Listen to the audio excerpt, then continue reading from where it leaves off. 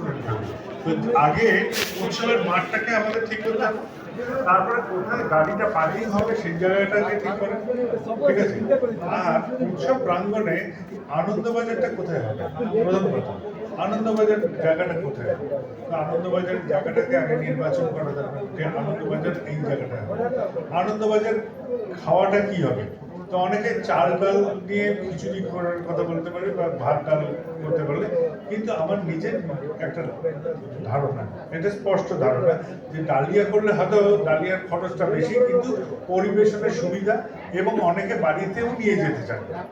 অনেকে বাড়ির লোকের সবাই আসতে পারে না, আমার বৃদ্ধ বাবা আছে, মা আছে, তার জন্য আমি নিয়ে যেতে চাই। তাহলে কি হয়, ওই কন্টেনারে করে সেই বাড়িটা নিয়ে যেতে চাই। আমি যে উৎসবে এলাম, আমি উৎসব থেকে যে ফিরবো, তাদের খাওয়ার বন্দোবস্ত তো আমার লাগবে। আর যে দুজন আছে তাদের জন্য তো আমার খাবার লাগবে। আমি বাড়ির রান্না করবো না আমি উৎসবে এসে উপভোগ করবো। তাহলে ডালিয়া হলে কি হলো, আমরা দিয়ে পাঠিয়ে দিতে পারি। এবার আমি কলকাতায় ছিলাম কয়েকদিনের জন্য, আমি অনেকদিন বেরোই না দেখে আমার বাড়ির সবাই বললো একটু চলো বাইরে থেকে ঘুরে আসি। তো একরকম জায়গা থেকে একটু পরিবর্তন।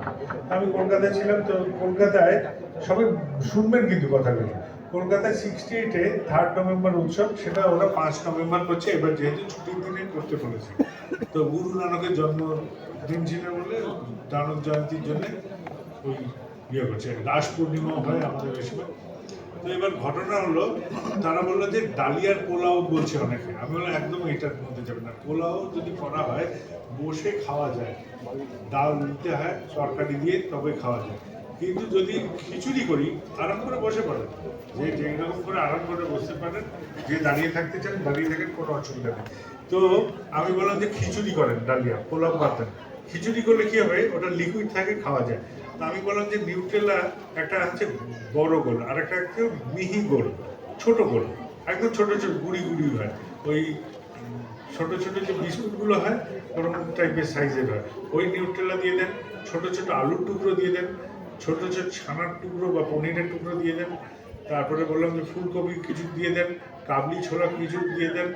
তো কানাডা কালকে আমি খোঁজ দিতে বললাম যে এই উৎসব কেমন হয়েছে জিজ্ঞেস করতে, তো বলছে যে উৎসবের দিন দেদারের লোক বলছে যে অনবদ্য প্রসাদ, পরের দিন বলেছে দেদারে অনবদ্য প্রসাদ 6 তারিখে। আজকেও সকালে জানিয়েছে এসে এসে যে এত অনবদ্য প্রসাদ হয়েছে যে প্রসাদটাকেই তখন সবাই উপভোগ করেছে, মানে প্রসাদটা এত সুন্দর হয়েছে। কারণ বড় তরকারি হলে কি হয় যে একটা যদি কফি পাই তখন আমার হতাশ লাগে যে আমার খিচুড়িটা কম পড়ে গেল, আর ছোট ছোট টুকরো হলে কি হয় ওর সাথে ঠিক সামঞ্জস্য মিশে থাকে। সেই জন্য আমি এটা বলেছিলাম যে নিউট্রেলাটা এত বড় সাইজ দেন, ছোট ছোট যে গুড়ি টাইপের নিউট্রেলা সেটা দিয়ে দেবেন, কাবলি ছোলা দিয়ে দেবেন, আলুগুলোর টুকরো ছোট করে দেন, সেগুলো সব ভেজে ভেজে খিচুড়ির মধ্যে দিয়ে দেন। আমি বললাম এইটুকু করো, তো এইটা করাতেই জিনিসটা সুন্দর হয়ে গেল। তো এবার আপনারা এরকমও কার্যক্রম করতে পারেন যে যদি এরকম হয় কন্টেনারে করে নিয়ে যায়, চাটনি ইচ্ছে হলে দিয়ে দেবেন, তার সাথে একটু ঘন ঘন করে চাটনি করে দিতে পারেন, খিচুড়ি চাটনি সবাই এনজয় করে, বাচ্চারাও খিচুড়ির সাথে চাটনি পেলে বাচ্চারাও সেটা মুখে খেয়ে নেবে। তো এটা একটা গল্প। এবার প্রসাদের জন্য যে আমরা হাত ধোবো সেই জায়গাটা কোথায়, মাল খেলা হবে সেটা, আর যে প্রসাদ দেওয়া হবে সেটা কিসে দেওয়া হবে, এই গল্পটা ভেবেছে। যেটা ঠাকুরের আসন বসানো, ধরা যাক একটা প্যান্ডেল বাঁধা হলো, এরকম প্যান্ডেল আমাদের ঠাকুরের যে আসনটা শেষের দিকে থাকে, ঠিক আছে, এটা যদি ঠাকুরের প্যান্ডেল হলো এখানে ঠাকুরের আসন বসে। তো অনেক সময় কি হয় ঠাকুরের পাশে আমরা একদিকে বড় মা একদিকে বড়দাকে রাখি, ঠিক আছে। তা আমি এবার কলকাতায় ওখানেও এরকম আপনাদের মধ্যে একসাথে উৎসব হচ্ছে, আমি বললাম যে ঠাকুরের আসনটা একটা সিঙ্গেল প্যান্ডেলে করবো, যেরকম মন্দিরে থাকে সিঙ্গেল, আর বড় মাঠটা তার পাশে বাইরে রাখো, বর্দাটার বাইরে। তাহলে কি হবে, লোকগুলো প্রণাম করবে ঠাকুর, বড় মা বর্দা করে বেরিয়ে যাবে। ওই ওয়াইপারের মতন একবার এইদিকে যাবে একবার ওইদিকে যাবে, একবার এইদিকে যাবে একবার ওই দিকে যাবে, সেটা আর হবে না। তাহলে প্রণামের জায়গাটা কেওয়াস হবে। আর আমি বললাম যেখানে আমাদের ঠাকুরের আসন হবে তার আশেপাশে গায়ে দীক্ষার ঘরগুলো করো, কারণ যদি দীক্ষা হয় তাহলে ঋত্বিকদের অবস্থা কাহিল হয়ে যায় চিৎকার করতে করতে, কারণ এত মাইক বাজে। আর দ্বিতীয় কথা, যারা দীক্ষা নেয় তাদের কনসেন্ট্রেশনের অসুবিধা। আর উৎসব মাঠে দীক্ষার ঘরটাই বা কোথায়, এটা লোকেট করতে গেলেও আরেক ঝামেলা হয়। তাই সেই লোকেশনটা ইজি পাওয়া যায়। তাহলে ঠাকুর প্রণাম করলাম, করে বেরোলাম, গিয়ে বড় মা প্রণাম করলাম, বড়দা প্রণাম করলাম, বেরিয়ে গেলাম। আর এই অংশে কেবলমাত্র বক্স দিয়ে দিলাম, মাইক দিয়ে দিলাম, যে প্রার্থনা যদি হয় বিকেলের প্রার্থনা বা যে প্রার্থনাটা হবে সেটা তখন চালু থাকবে। আর বাদ বাকি সময় তো নিস্তব্ধ, নীরব, সেখানে তো অন্য কোনো আওয়াজ যাবে না। আর প্রণামের সময় টুকটাক টুকটাক করে যেরকম করে আওয়াজ যায়, ঠিক আছে? তাহলে এরকম একটা গল্প হয়ে যাবে। যেখানে আমাদের উৎসব মাঠ, যেখানে উৎসব মিটিং বা গান হবে, সেই প্যান্ডেলের মধ্যে আমরা অনেক সময় কি করি, ভেতরে বক্স আর বাইরে চোঙা কয়েকটা দিই। এই চোঙার গল্পটা কি হয়, আনন্দবাজারেও একটা চোঙা থাকে, সেখান থেকে বেদারে হচ্ছে এইখান থেকে এই লাইনে দিন, ওইখান থেকে ওই লাইনে দিন। ওইটা যদি প্যান্ডেলের মধ্যে কিছু সাউন্ড বক্স দিয়ে দিই, যেটা বাইরে আওয়াজ যাবে না, তাহলে অনেকটা নীরবতা থাকে। আর কেবল ঠাকুরের যেটা কথা, প্রয়োজনীয় কথা এবং গান, সেটা বাইরে প্রচার হয়। তাহলে এতগুলো আওয়াজের ঝামেলা থাকে না। যেসব জায়গায় মাইকের চোঙা দিলে শব্দের অসুবিধা হয়, সেদিকে চোঙাগুলোর মুখ ঘুরিয়ে দিতে হয়, তাহলে আর কোনো ঝামেলা থাকে না। এগুলো করা যেতে পারে। বাথরুম, একটা মহিলা যখন কোনো মাঠে যায়, সেখানে গিয়ে তার সবচেয়ে বড় চিন্তা হয় যে আমি জল খাবো না, বাথরুমে যেতে হবে, বাথরুমটা কোথায়? তাহলে যতগুলো উৎসব করছেন আপনারা, 8খানা উৎসব, প্রত্যেকটা জায়গায় যেন বাথরুম থাকে সেরকম। আর ওখানে লোকাল যারা সুইপার তারা যেন মজুদ থাকে।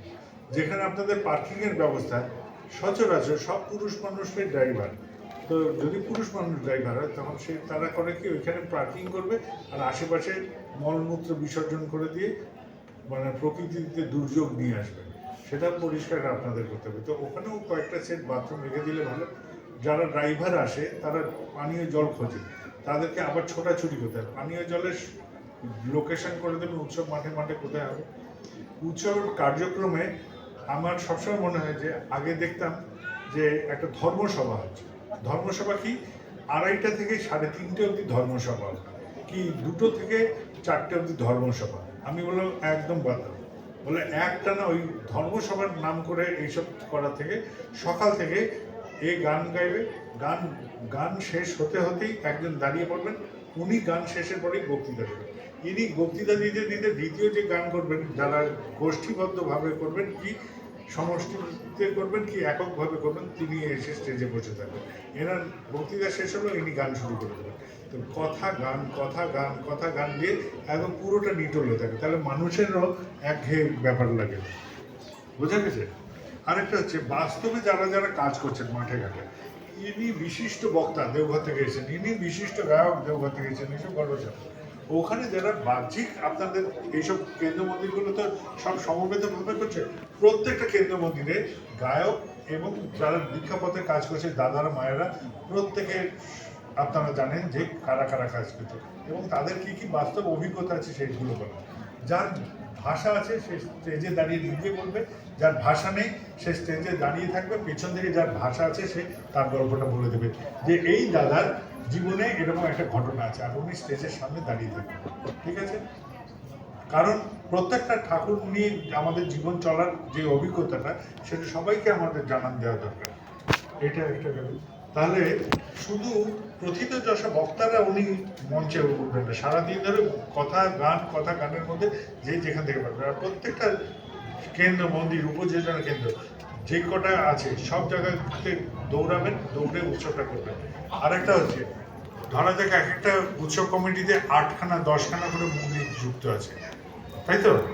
8-10টা করেই ধরে নিলাম, ধরে 10টা মন্দির আছে, এই 10টা মন্দিরে 10টা খাতা থাকবে। ঠিক আছে? যেন অশ্বমেধ যজ্ঞের সময় কি হয়, একটা ঘোড়া সারা দেশ ঘোরে, তাহলে ওই কেন্দ্র মন্দিরের যে খাতাটা, সেটা সব কটা উপযোজনা কেন্দ্রে ঘুরবে, আর করে সামটা ওই মন্দিরে এসে জমা হবে। এই মন্দিরের খাতাটা এই মন্দিরের সমস্ত উপযোজনা কেন্দ্রে ঘুরবে, ঘুরে এসে ওই মন্দিরে জমা হবে। এবং উৎসবের আগে এই 8খানা খাতা যা যা হলো, কি 10খানা খাতা যা যা হলো, সবটা এক জায়গায় এসে তারপর উৎসব কমিটি সেটাকে কোথায় কোথায় খরচ করতে হবে সেটাকে করা যাবে। আর এই যে উৎসব কমিটির শেষে ধরা যাক এই যে 10টা মন্দির নিয়ে এই উৎসবটা হচ্ছে, 10টা মন্দির আমার দাঁড়ালো 1,00,000 দাঁড়িয়েছিল, 1,00,000 আমার সারপ্লাস হয়ে গেল। এবার কি করব, এই 10টা মন্দিরে আমার মন্দিরের আন্ডারে 22খানা উপযোজনা কেন্দ্র আছে, এই মন্দিরে 13খানা আছে, এই মন্দিরে 17টা আছে, এরকম করে সব জুড়লাম আমি। সবটা জুড়ে যতগুলো উপযোজনা কেন্দ্র হলো ওই 10খানা মন্দিরের আন্ডারে যে কটা উপযোজনা ফাংশন যেগুলো ফাংশন করছে, এই প্রত্যেকটা উপযোজনা কেন্দ্রের সংখ্যা দাঁড়ালো হয়তো আমার 500। এই 500 দিয়ে 1,00,000কে ভাগ করবো, তাহলে যেটা দাঁড়ালো অ্যামাউন্টটা, ঠিক আছে, তাহলে উপযোজনা কেন্দ্র প্রতি এতটা করে অ্যামাউন্ট হচ্ছে। এই অ্যামাউন্টটাকে যার 12খানা উপযোজনা কেন্দ্র, 12 ইন্টু এই অ্যামাউন্টটাকে দিয়ে তার অ্যাকাউন্টে জমা করে দেবে। যার 16টা আছে 16 ইন্টু এই হচ্ছে। আর কিছু কিছু আপনাদের ওখানে উপাসনা কেন্দ্র থাকতে পারে যেগুলোর কোড এখানে নেই, তাদেরকে আপনারা সবাই বসে ধার্য করুন যে এই অ্যামাউন্টটা আমরা ওদের ওখানে রেগুলার মেনটেন্যান্সে দিয়ে দেবো। বোঝা গেছে? যেটা সারপ্লাস হবে সেটা এইভাবে ভাগ করে দেবে। বুঝেছেন? আমরা বেশি করেছি, ওরা কম করেছে, এই সব গল্প না, সবটাই ঠাকুরের গল্প।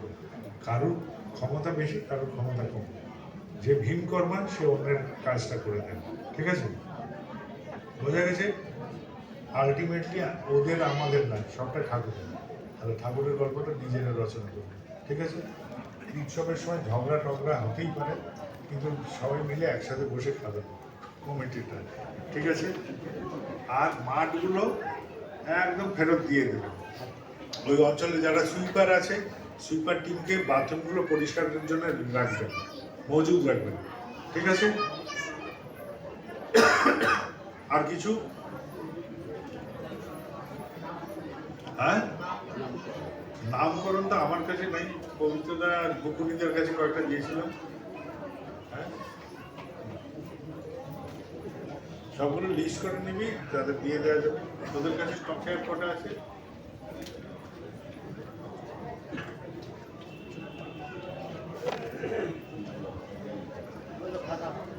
এই তোদের এখানে সব উৎসব করে ফাংশন নেই?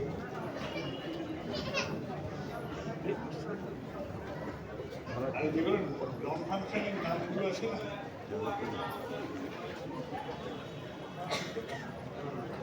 না, ওটাকে বের করতে হবে। নন ফাংশনের যেগুলো আছে সেগুলো তাহলে এগুলোতে কাজে দেবে, যেটা ইদানিং আর হয়। আর কত নাম দেবো এর মধ্যেই তো 16-17 বাঁচিয়ে বাঁচিয়ে দিতে হবে।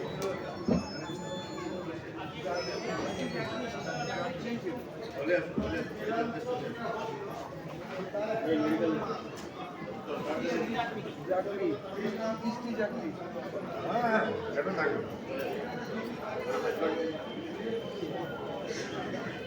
বলে যে সব কমিটি থেকে অফিসে উঠে যাবে, লাভ দেবে, যে মুখ থুবড়ে পড়বে সে পাবে, আর যে চিৎ হয়ে পড়বে তারা পাবে।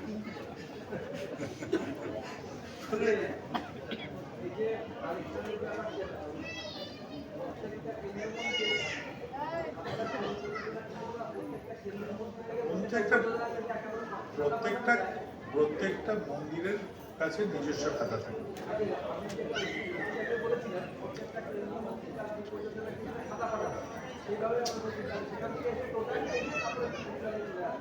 তাই তো বললাম, আমি অন্য কিছু বললাম?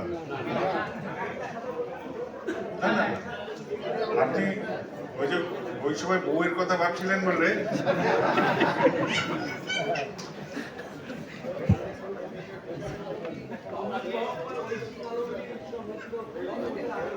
ওইটাই নাম দিয়ে দেবে।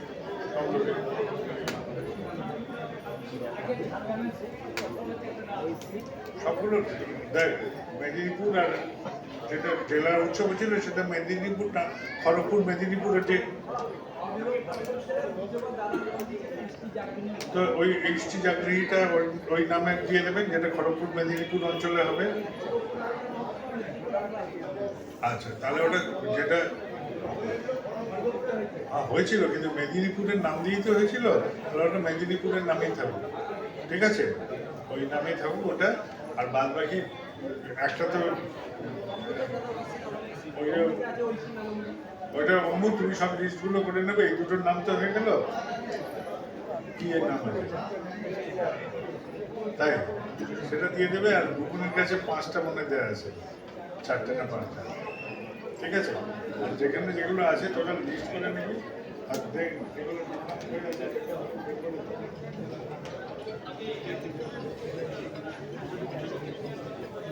সব জায়গায় হবে, যেখানে যেখানে মেডিকেল দরকার, যেখানে ডাক্তার পাবেন, ডাক্তাররাও ঠাকুরের কথা বলবে।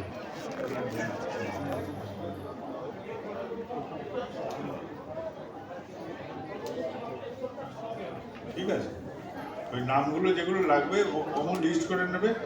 ওই টোটাল টোটাল 8টা উৎসবে 2টোতে আছে, ওই নাম দুটো লিখে নাও। কি কি নাম বললেন?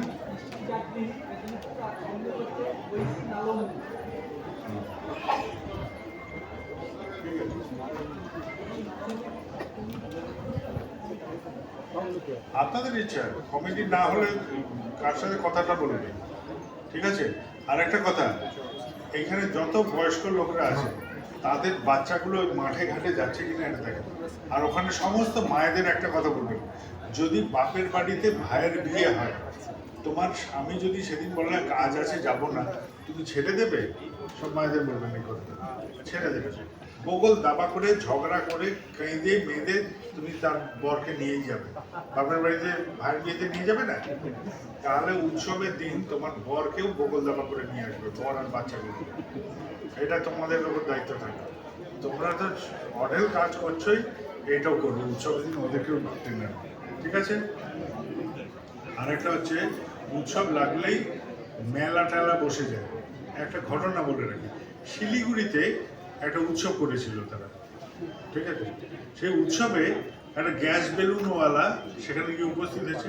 সে কি করেছে ওখানে, কি কেমন কি করাতে সে সিলিন্ডার ব্লাস্ট করে। সেই উৎসবের সাথে তার কোনো বিষয় নেই, সে কেবল ধান্দাতেই গেছিল। সেইটাকে মেটাতে ওদের গুরু ভাইদের অনেক কাঠখড় পোড়াতে হয়েছে, অনেক নিদারুণ কাঠখড় পোড়াতে হয়েছে, ঠিক আছে। তাই আপনারা প্রশাসনকে বলবেন, এখানে কোনো মেলার দায়িত্ব আমরা নিচ্ছি না, মেলা যদি বসে আমাদের কোনো দায়িত্ব নেই, এখানে কোনো কিছু হলে আমাদের দায়িত্ব নেই, সবাই বলে দেবে, ঠিক আছে। চিপ ক্যান্টিন যদি কমিটি খোলে তাহলে ঠিক আছে, কিন্তু কমিটির বাইরে যদি কোনো ক্যান্টিন খোলে তুমি রাস্তার বাইরে করো, প্রাঙ্গণে না, রাস্তার বাইরে, ঠিক আছে। আর বলবেন যে এইগুলোর সাথে আমার কোনো আমাদের যোগাযোগ নেই।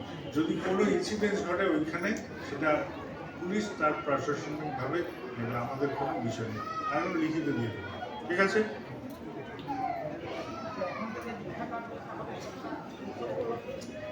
এইসব নিয়ে ভাবতে হয় না, যেরকম যা যা হবে তাই তাই হবে। এইটা উৎসব উপলক্ষে, এই উপলক্ষে এইসব ছেড়ে দেন, এগুলো সব পুরোনো দিনের গল্প, যা করবেন আনন্দের সাথে করবেন, ঠিক আছে। আরেকটা হচ্ছে, এই পুরোনো গল্পগুলো থেকে যতক্ষণ মাথা বের করছেন, আমাদের কিন্তু গল্পটা যা আমি শিখে এসেছি তাতেই আটকে যাবে, এটা থেকে বিস্তারে যাবো না। আমার টোটালটা বিস্তার দরকার, ঠিক আছে, যাতে আমরা যেদিন থাকবো না পৃথিবীতে, সেদিন আমাদের জেলায় সেই মানুষগুলো কোথায় তৈরি হচ্ছে সেটা আগে দেখা দরকার। এই কারখানাগুলো প্রোডাকশন বন্ধ হয়ে গেছে, যতবার দেখি আপনাদের দেখি, আপনাদের বাচ্চাগুলোকে কি আমি দেখি? এটা আমার প্রশ্ন। না, আমি বলে রাখলাম যে ওই ছেলেগুলোকে বলবেন যে নামতে, যা কাজে নাম, তাদেরকে দিয়ে কাজ করেন, ভুল হতে দেখি, আপনাদের সামনেই ভুল হোক, ভুলটাকে তখন মেরামত করে নেওয়া যাবে। কিন্তু আপনারা সব যদি আঁকড়ে রাখবেন, ওদের দিয়ে কাজ করাবেন না, ওরা ঝগড়া করতে শেখেনি, ওরা প্রেম করতে শেখেনি, ওরা কিছু শেখেনি, যেদিন ওদের কাছে আসবে একটা সামলাতে, মানুষকেই সামলাতে পারবে, বুঝেছেন? জানেন,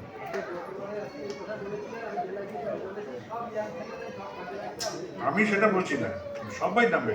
আমি এইটা বলবো না যে বৃদ্ধ নামবে না, আমি বলি বৃদ্ধ অতি বৃদ্ধ সবাই নামবে, পঙ্গু অসুস্থ তারাও নামবে, বাচ্চাগুলো নামবে, সবাই নামবে, যার যেরকম ক্ষমতা আছে, যে যেখানে পারবে সেখানে পারবে, ঠিক আছে। আরেকটা হচ্ছে, প্রত্যেককে যে তারা যেন তাদের পরিচিত অদীক্ষিত মানুষদের অবশ্যই ডাকে, আসো, আমরা দীক্ষার কথা বলছি না, আমরা কি করে ঠাকুর নিয়ে চলছি সেটা শোনো, তোমার আগ্রহ করে তুমি নেবে, তোমার আগ্রহ, আমার কোনো একটা প্রস্তাব বুঝতে নেই, বোঝা গেছে? হ্যাঁ,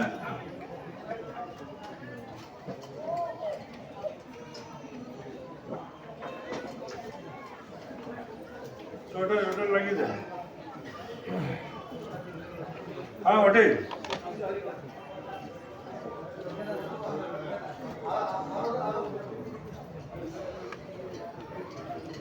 ওটার নাম লিখে রাখেন, স্বস্তি লাহরি।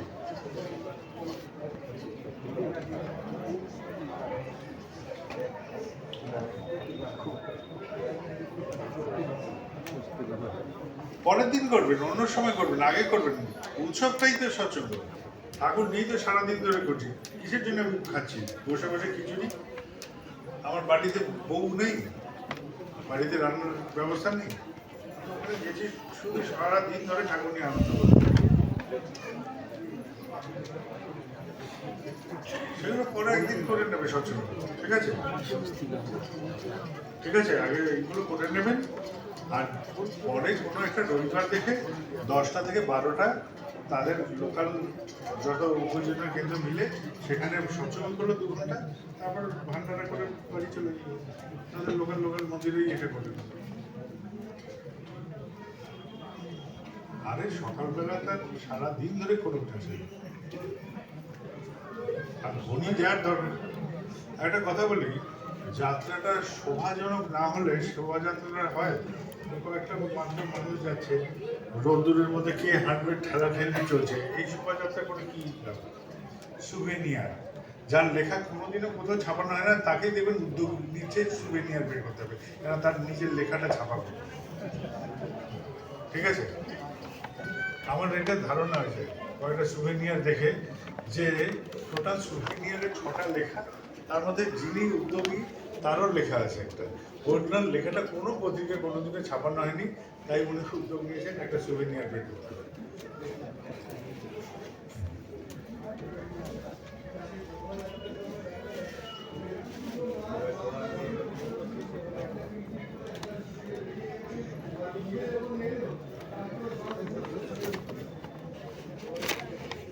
আমার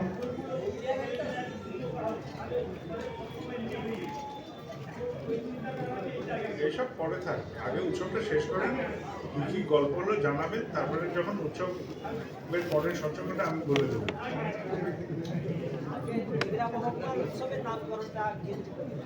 সবগুলো বললো তো একই কথাই, নতুন একটা কথা।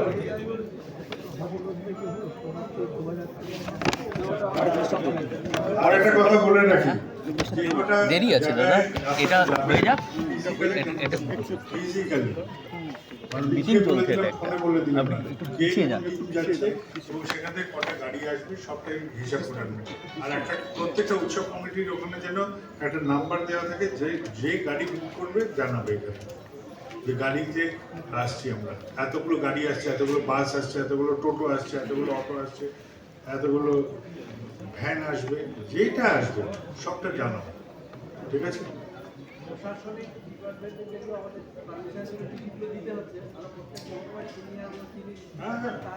হ্যাঁ দিয়ে দেবো, ঠিক আছে।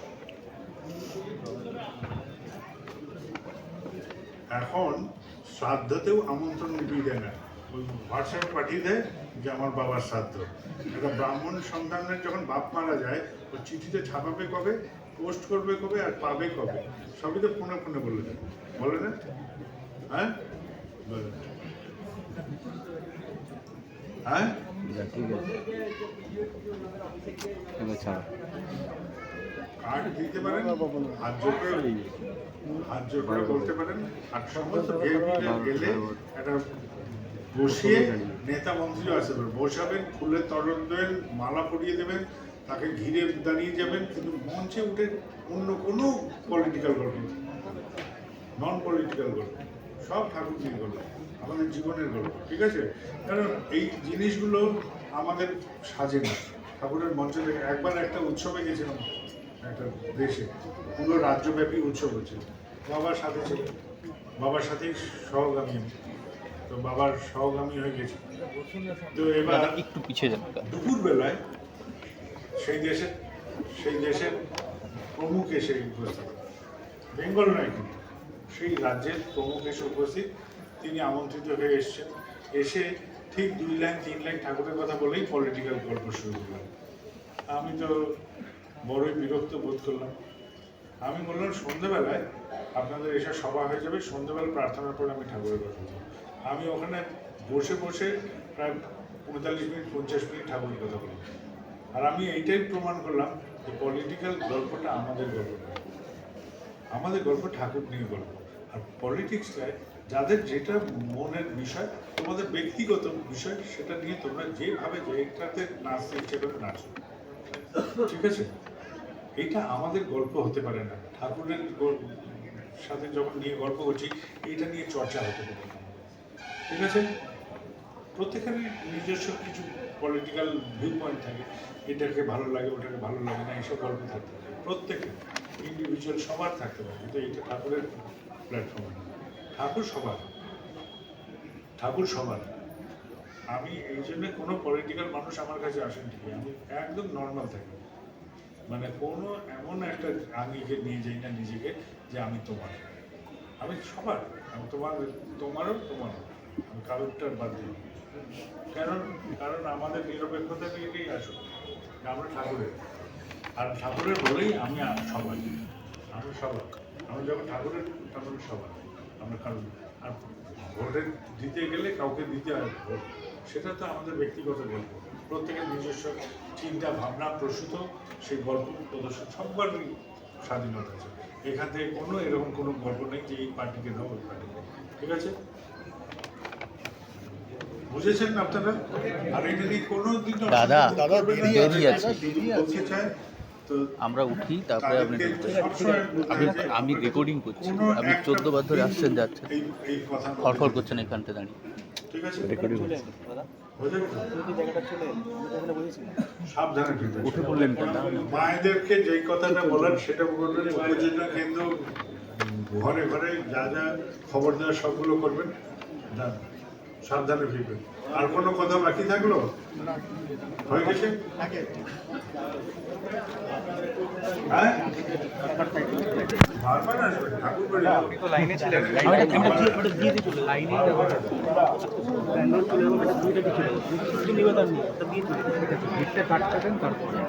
খুব ভালো। দেখছি আপনি